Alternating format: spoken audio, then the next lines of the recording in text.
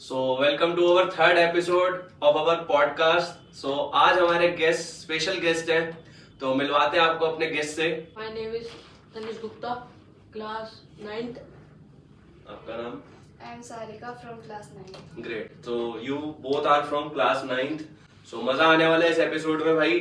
Class 9th के बच्चे क्या सोचते हैं, क्या नहीं सोचते, क्या प्रॉब्लम्स हैं, उनके बारे में डिस्कस करेंगे। ओके, सबसे पहली चीज कि जैसे आप 8th में होते हो तो 9th में जब आपका शिफ्ट होता है, मतलब 8 to 9th आप जब जाते हो, तो आपको क्या लगता है क्लास 9th पहले से डिफिकल्ट बन जाती है या धीरे धीरे डिफिकल्ट बननी शुरू होती है? पहले से होती है। शुरू से डिफिकल्ट होती है, पहले चैप्टर से ही, फ्रॉम द फर्स्ट चैप्टर।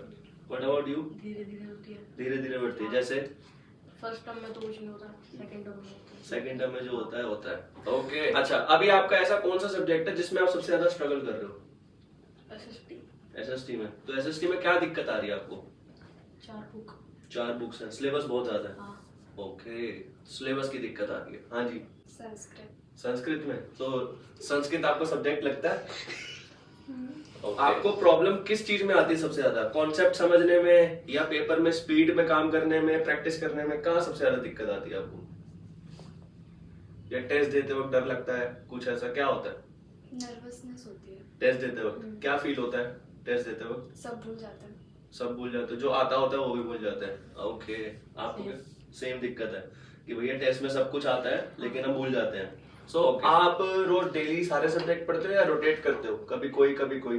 कभी कोई ओके, ये प्लान बना के रखते हो आप या कभी भी कुछ भी रैंडम उठा लेते हो? जिसका ज्यादा बचा होता है या जिसके एग्जाम नियर होते हैं। ओके, आपका कैसा प्लान रहता है? आप कोई भी सब्जेक्ट पढ़ लेते हो या प्लान बना के चलते हो? सेम।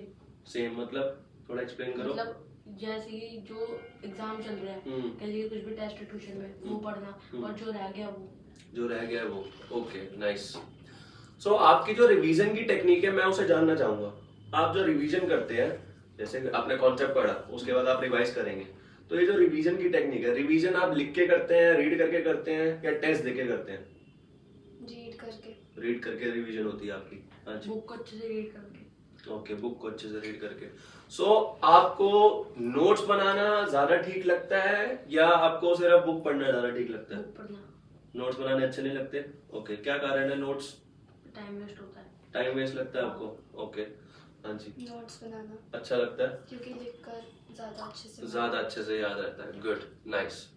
यदि आपका कोई जूनियर अब 9th में आ रहा है, 9th में ट्रांसफर होगा इस क्लास में, तो आप उसे क्या गाइड करोगे? क्या एक वैल्यूएबल टिप दोगे? टाइम वेस्ट ना करे, शुरू से पढ़े शुरू से ही, और नर्वस ना हो। ओके, कुछ भी ना करे स्टार्टिंग से, मतलब उल्टे सीधे हरकतें ना करे, पढ़ाई पे ध्यान दे, और स्कूल में जो सर पढ़ाते हैं वो पढ़े, सारा काम पूरा रखे, फिर एंड में आके काम ज्यादा हो जाता है, फिर पढ़ाई नहीं हो पाती।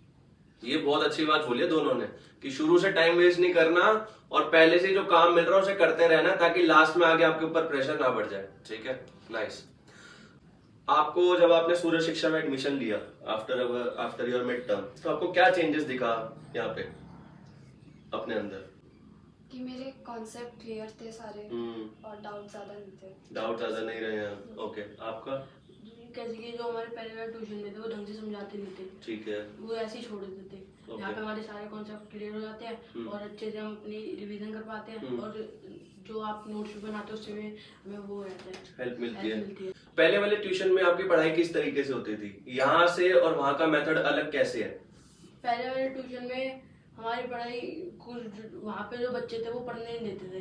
वो बहुत आवाजें करते थे, मैम को परेशान करते थे। मैम भी पढ़ाने की कोशिश करती थी पर वो बच्चे पढ़ने नहीं देते थे। आपके उस ट्यूशन में बैच होता था 9th का या मिक्स होते थे बच्चे? बैच होता था।